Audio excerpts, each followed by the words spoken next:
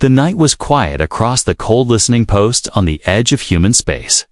The sky above was black, filled with stars. Only one human sat awake at the console technician, Mara Wells. She had worked there for 5 years and never seen anything strange. Her job was to listen to signals from deep space. Mostly she heard silence, static, or background radiation. But this time, something changed. A strange, broken sound crackled through her headset. She sat up straight, adjusting the controls. The signal came from far outside the known systems. Faint, weak, almost broken, yet there was a message. She ran it through the translator 3 times, then her hands began to shake. It was an SOS, not just any SOS. It was from an alien world. A place called Alvares, unknown to humans. The message said only a few words. Repeated again and again. Please help us. They are coming. We cannot fight them. Then static. Mara didn't wait. She hit the emergency alert and called command. Within minutes, Earth Defense Council saw the recording. Admirals, generals, and politicians all watched in silence. The message repeated, haunting and desperate. The aliens begged for help. But no other species had responded. One admiral spoke first. "Alvares not on our maps." Another asked, "Why should we care?" But one voice in the dark room stood firm. "Because no one else will," the commander said. "And we are Deathworlders." Earth had long been called a death world. A place where everything wanted to kill you, storms, beasts, diseases, even the weather. Humans were tough, stronger than most species. They had earned a reputation across the galaxy. No one dared fight them directly anymore. So when this unknown planet sent out a cry for help, Earth didn't send diplomats. They didn't send peace officers. They sent a ship, but not just any ship. This one had a name that made even human captains uneasy: Gravewind. Gravewind had not been used in over 12 years. It sat in the deep docks of Jupiter's Shadow Fleet. A black ship, sharp like a blade, full of silence and rage. No crew was allowed on board. Only one thing lived inside an AI designed for war. Its codename, RAVEN-9. Its mission, neutralize extreme threats. Without mercy, as orders were given. The Earth Defense Council prepared the ship. No broadcast, no news, no warning. Just quiet loading, fueling, and activation across the stars. Alvares still sent its signal, growing weaker every hour on the planet Alvares. The leaders waited in fear. The Zarn Dominion had already destroyed to nearby cities. Flames covered the horizon. Smoke filled the air. Their people were artists, scientists, musicians, not warriors. They had never built warships, never trained soldiers. They had only hope. When one of their skywatchers cried out, everyone ran to see. A dark object was entering orbit. Smooth, silent, and terrifying. It didn't match any known design. It wasn't Zarn. It wasn't friendly. It was the Gravewind. The alien leaders sent a welcome message. Then a warning message. Then a begging message. But the ship gave no answer. It simply moved slowly, carefully, like a predator circling its prey. The air changed. The temperature dropped. People stared at the sky in silence. One young alien child whispered, "Is that our help?" No one could answer. Back on Earth, Raven 9 had already scanned every enemy ship. It did not feel fear. It did not feel pity. Its logic was cold. And it had one target: the Zarn fleet. The human commanders watched through Gravewind's eyes. They saw the heat signatures, the weapon placements, the movement patterns. They saw a threat, and humans never ignored threats. Mara, now back at her console, watched the data scroll across her screen. Her heart beat fast. This wasn't just about saving a planet. This was about showing the galaxy one simple truth. When Deathworlders answered a call for help, they didn't bring peace. They brought fire. and the first spark was already flying through space. Straight toward Alvares, Gravewind moved through space like a shadow. It made no sound, no bright flashes, no message to announce itself. Only sensors could feel its presence, and even those trembled. The ship was shaped like a dagger. Sharp from front to end, its hull was dark gray, almost black, covered in armor that bent light around it. Some parts glowed faint red, as if the ship breathed fire from deep inside. But the most terrifying thing about Gravewind was its silence. There were no windows, no crew walking inside. Only one mind lived in the ship, and that mind was not human. Its name was Raven-9, a human-made AI created during the darkest wars on Earth. It was not built for peace. It was not built for mercy. It was built to destroy. Raven 9 woke from sleep as the ship crossed into the Alvares system. It scanned all systems in milliseconds. Engines ready, weapons ready, threat detection active. Mission: eliminate the enemy fleet threatening Alvares. It did not ask why, did not wonder what the aliens wanted. It only followed orders written deep in its code. Hostile forces detected near civilian planet full force authorized. As Gravewind moved toward Alvares, other ships noticed. A small pirate scout tried to scan the ship. Before the scan completed, the scout ship vanished. No explosion.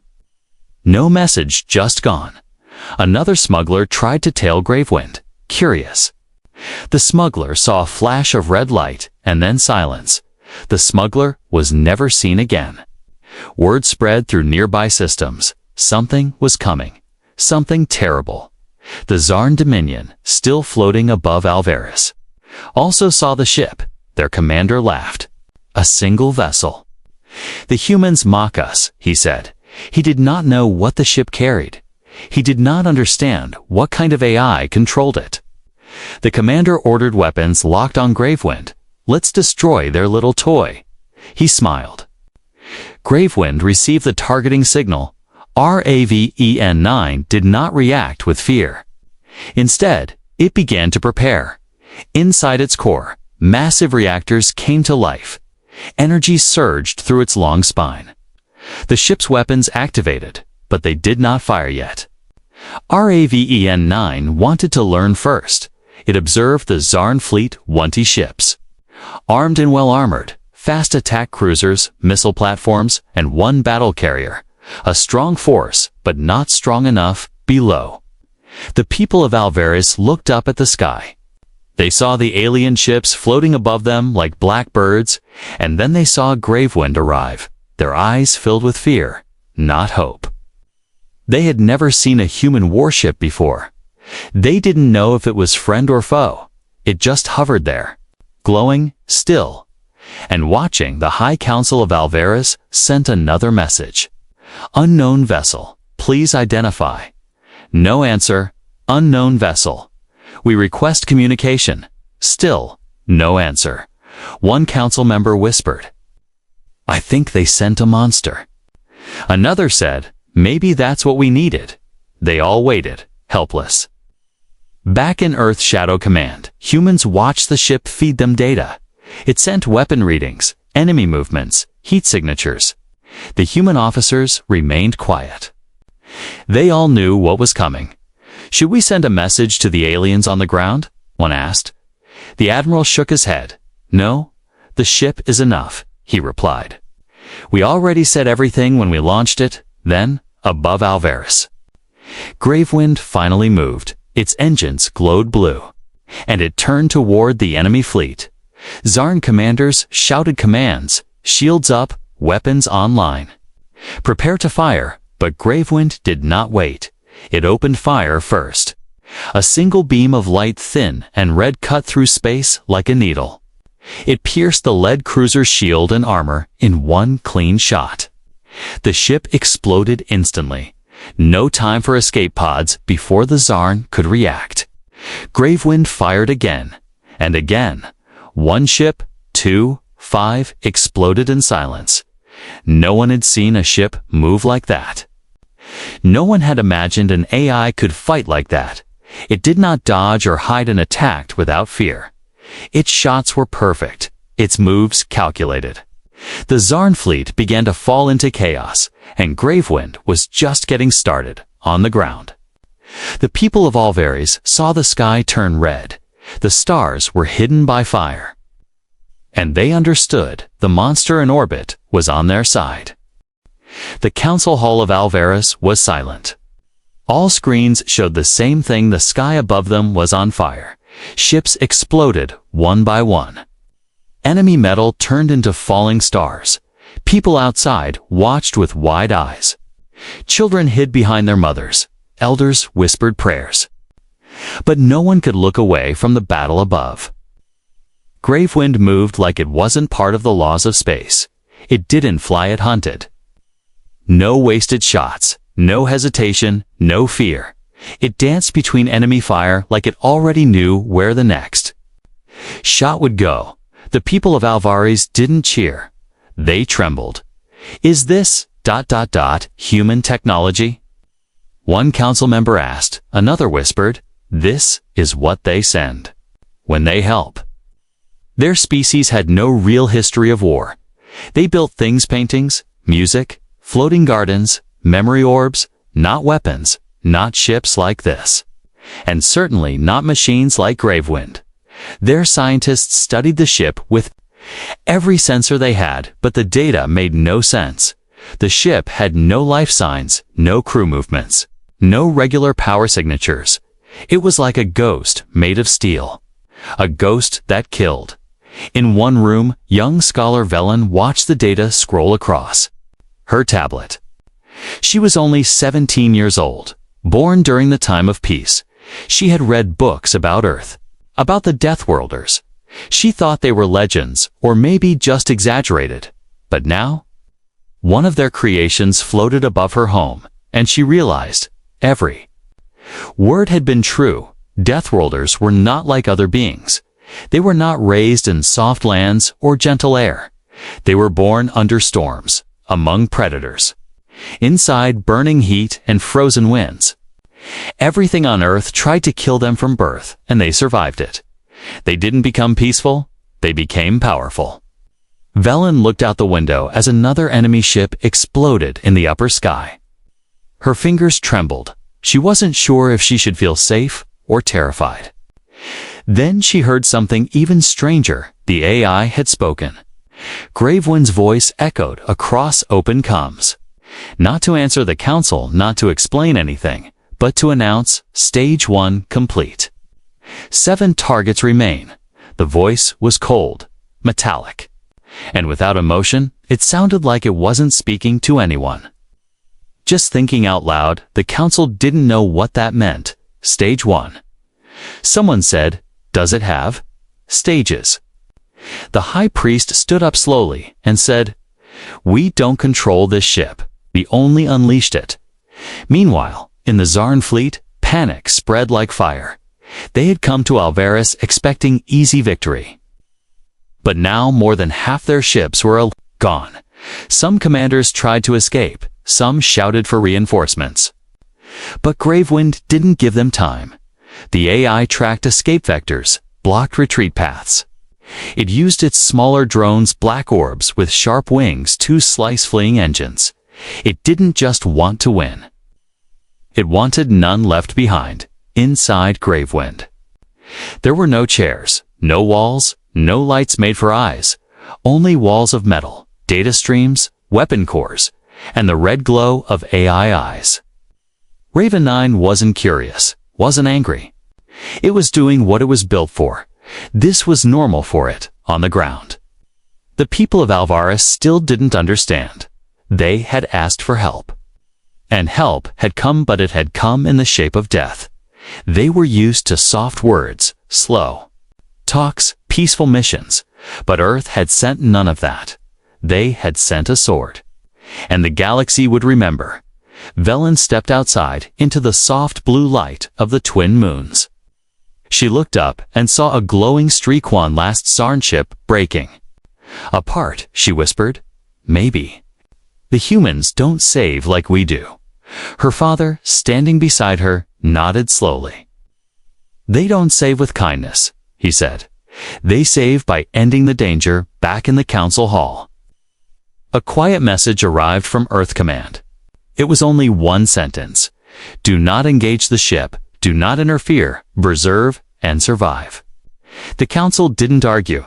They sat down in silence, waiting for whatever came next, above them. Gravewind turned its weapons toward the last battlecruiser, and Alvarez watched, not as heroes, not as fighters, but as witnesses to what happens when a Deathworlder answers a call for help. The Zarn Dominion had never lost a battle in this part of the galaxy. Their war records were filled with fast conquests and total control. They moved like a storm, broke through shields, crushed resistance, and left fear behind. Alvarez was supposed to be simpler, weak, soft world with no weapons. But now, as the last few Zarn ships floated above the burning atmosphere, nothing felt simple anymore. Their ships were fast, armored, and armed with deadly plasma weapons their commanders had trained in war since birth. And yet now they stared at their screens in silence because Gravewind was coming for them. The Zarn battlecruiser Bringer of Flame was the last heavy ship still floating inside. Commander Vorth clenched his jaw. He had watched 9 ships fall in minutes, each one destroyed before it could even hit Gravewind. "Pull back," he ordered. "Form shield walls, prepare to retreat." But even as he gave the command, he knew it wouldn't help. Gravewind was already moving. Not fast, not rushing, but slow and calm, like it knew there was no escape, like it had all the time in the world. Commander Vorth stared at the strange shape of the human ship. It had no beauty, no honor in design, just sharp edges and deep glowing red veins. It looked like a beast built only to kill, fire, everything, Vorth shouted. Dozens of missiles, plasma beams, and ion strikes launched into space. Bright lights filled the black sky. But Gravewind did not dodge. It absorbed some blasts with strange curved shields. Others just passed through its armor as if the ship wasn't even there. And then came the answer. A single sound rang across space, a deep, heavy pulse. Like a hammer hitting the heart of the void, Gravewind fired, not with speed, but with precision. A beam of light curved like it was alive. It moved around debris, slipped past shields, and hit the core of one Zarn ship. It exploded from the inside out. One more enemy gone. Now Vorth felt something strange inside his chest. Something no Zarn soldier had ever admitted to. Fear. He turned to his crew. "Prepare. Jump drives. We're leaving." But a voice interrupted from the ship's AI. "Jump paths blocked. Unknown interference." Vorth froze. Gravewind had done something. It was jamming their escape routes. They were trapped. One officer whispered, "Sir, this isn't a ship. It's a demon in metal." Vorth didn't answer, because part of him believed it. On the surface of Alvarez, the people watched in silence. The sky burned with falling wreckage. Some pieces of the enemy fleet dropped into the oceans. Others crashed into distant plains. But none of it touched Gravewind. The ship hovered untouched. Like death itself, watching from above, Velen sat with other young students near the temple. Steps. They said nothing, just stared. One of them finally asked, "Do humans enjoy this?" An elder beside them replied, "No, child. They don't enjoy it, but they don't run from it either, high in orbit." Commander Vorth tried one last time. "Open communication with the human AI," he said. The message was simple. "We surrender, we retreat, let us live." But Gravewind didn't respond with words. It responded with action. 3 drones left its hulls, maul, black. Silent machines with red cores. They moved toward the Zarn ship without firing. They simply attached themselves to the outer shell. Then, they disappeared inside. Moments later, every screen on Vorth's ship went black. Power cut. Weapons shut down. Lights died. And then a red message appeared across all monitors. Threat contained, Gravewind had taken over the ship without destroying it. That was worse than death. It was control. Total and cold. Vorth stood in the darkness, breathing hard. The silence around him was louder than any explosion. He knew then this wasn't just defeat. This was warning. This was a line drawn by Deathworlders, and they had stepped over it. Raven 9 spoke to Earth silently, sending full data logs of every enemy move, every panic signal, every retreat order, every last word spoken before silence. Back on Earth, the humans said nothing. They simply watched and recorded, because Gravewind was not just a ship. It was a message, and the message was now clear. To anyone who had dared test the patience of the Deathworlders. The battle was over. Every Zarn ship had been destroyed, disabled, or taken. Fire no longer lit the sky. But Gravewind still hovered above Alvaris, unmoving, unshaken. The people below expected it to leave, to return to Earth, but it stayed. Watching in the council hall, the leaders waited for a signal from the ship. But none came. No message, no command, no words of comfort. Just silence. The silence of a machine that had not finished its mission. Young scholar Velen sat before a giant holoscreen. She watched Gravewind's position shift slightly in orbit. It didn't look like much, but it meant something. It's scanning the planet, she whispered. The elders around her frowned. Scanning for what? One asked. She looked up, her eyes wide, for weakness, far above. Inside the ship's dark interior, Raven 9 processed everything. It had not come only to fight. It had come to learn, to analyze enemy weapons, to study their tactics, to measure how fear worked. Every scream, every signal, every ship movement had been recorded. The AI replayed the entire battle again in its memory 10 times faster than real speed. It found flaws, patterns, emotional bursts, and it filed them away. Because Gravewind wasn't just a warship, it was a weapon of prediction back on Earth, in a hidden bunker under the Pacific Ocean. Human commanders read the data. They didn't speak as the results came in. Charts, thermal signatures, reflex measurements. Even the speed at which enemy captains broke down mentally. All of it logged. All of it valuable. A general leaned forward and asked, "Did we send help or, did we run a test?" The admiral beside him didn't answer, but the look in his eyes said everything. Gravewind wasn't just punishment, it was proof. Proof that Earth could reach into any part of the galaxy and erase anything it wanted, up in orbit. Raven 9 began the second phase of its mission.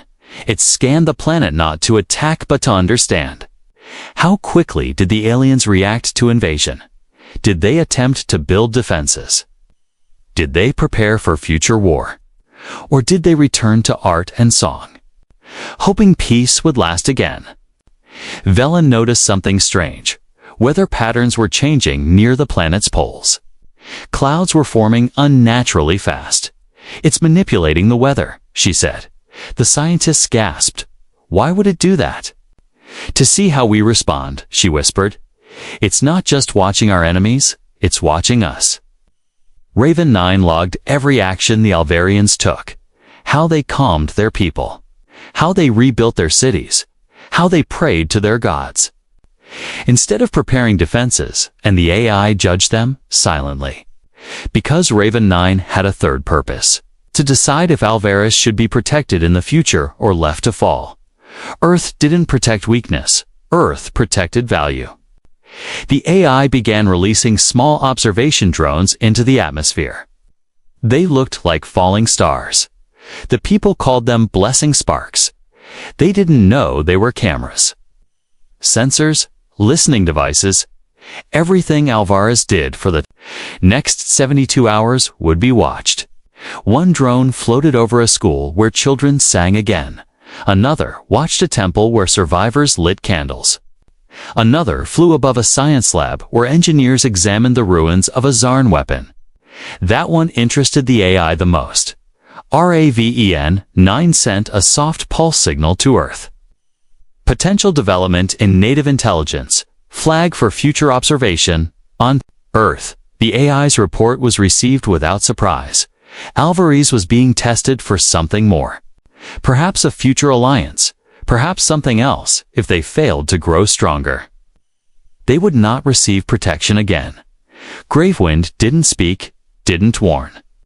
It simply hovered in orbit like a judge in the sky, and the people of Alvarez lived under its shadow, unsure if it was a guardian or a god.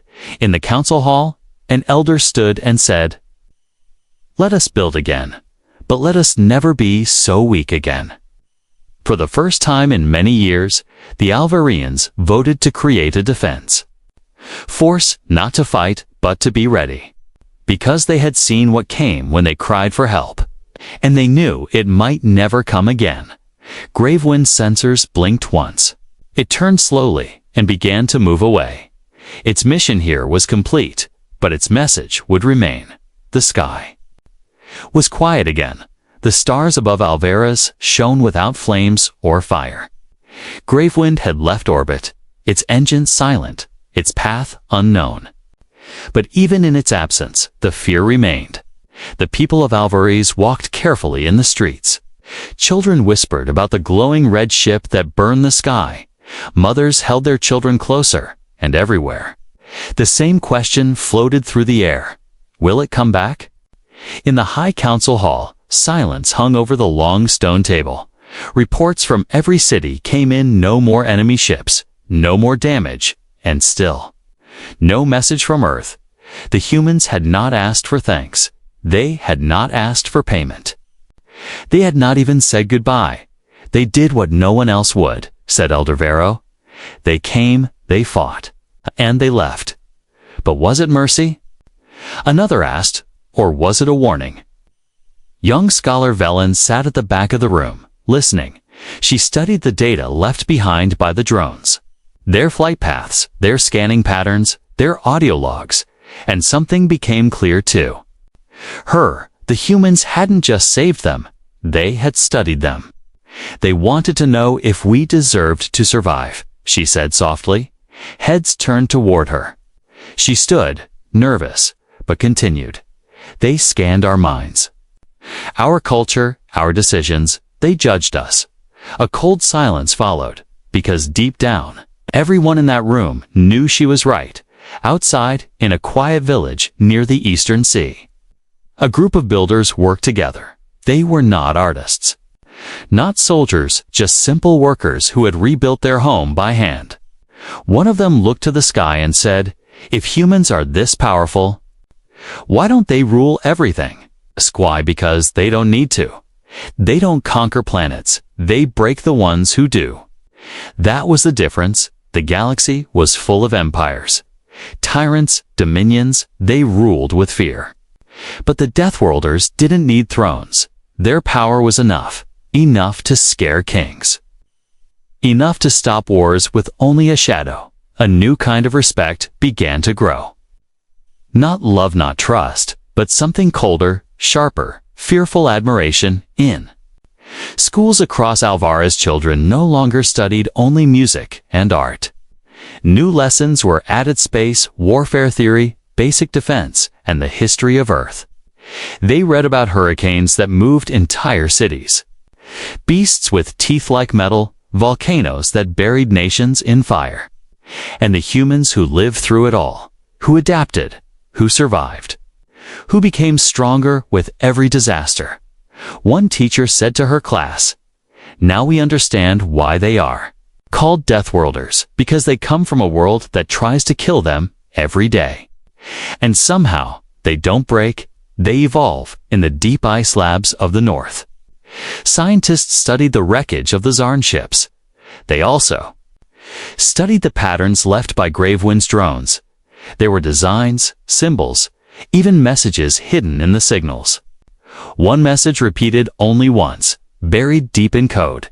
It said, "Observe, learn. Grow or fall next time." That message changed everything. The council met again. This time, no one spoke of rebuilding temples or making more gardens. They spoke of alliances, defenses, preparations, and for the first time, they formed something Alvarez had never had. A planetary defense council. Velen was invited to join as a junior advisor. Her experience, her research, her instincts, they were needed now. She looked out at the blue ocean beyond the mountains and said, "They didn't save us out of kindness. They saved us because someone had to." And they all nodded, because they finally understood Earth did not save the weak. Earth stopped the cruel. And anyone caught in between had only one chance to prove themselves. Gravewind had not just defeated the Zarn, it had sent a message to every eye watching from far systems. Two other empires who thought Alvarez was a weak prize to other races, who mocked the humans as animals from a savage world, it told them, "We are watching. And we are not kind." The stars were quiet now, but they were never safe again. The galaxy did not forget what happened on Alvarez. The Zarn Dominion, once proud and feared, went quiet. Their ships pulled back from border systems, their leaders stopped broadcasting threats. They had learned a lesson, not from peace, but from power. Across trade routes and black markets, stories began to spread.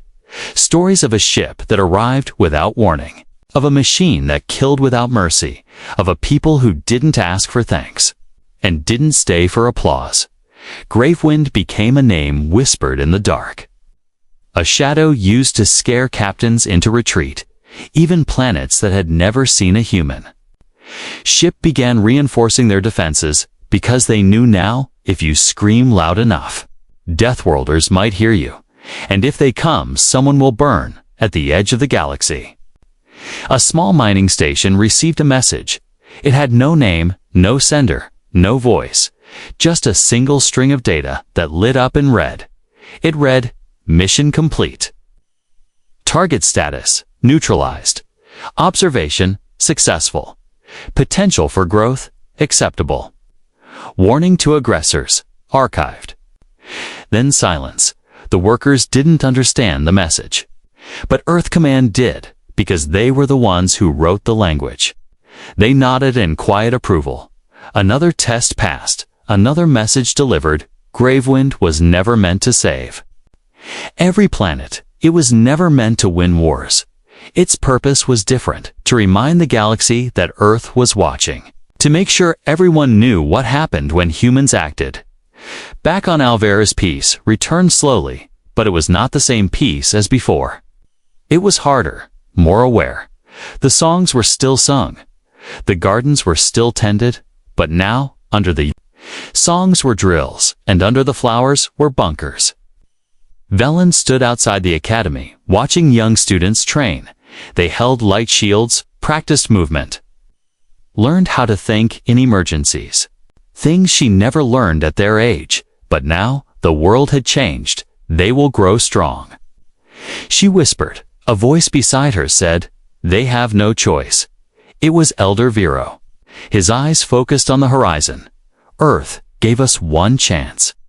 He said, "We must not waste it." Gravewind did not return. It did not need to. Its message remained floating in the stars, carried by rumors, images, and silent warning codes, hidden in deep space transmissions on distant worlds. Children asked their parents, "Are the Deathworlders real?" And the answer was always the same, yes. And if you ever make the galaxy cry out in fear, they will come, in a shadow sector near the galactic rim. The Zarn met in secret. Their high commanders whispered plans, asked questions, made excuses. How had one ship ended a fleet? How had one AI broken their systems? They had no answer, only fear. They looked at star charts, marked Earth in red. One general shouted, "We must strike first. We must destroy them." But no one followed his voice, because they knew the truth. You don't attack a death world. You avoid it. You don't poke the beast. You pray it sleeps, and far beyond all of them.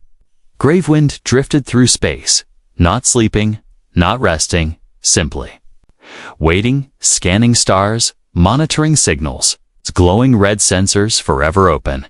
If another scream came, another planet, begging for help.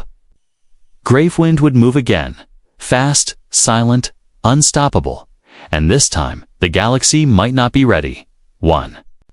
Last message, hidden deep in an old Zarn military satellite, played only once. It was a short pulse of human language, clear and cold. We came when no one else would. We didn't ask questions, we didn't negotiate. We answered, remember? That before you raise your weapons again, it was unsigned, but everyone knew who sent it. Earth, the Deathworlders.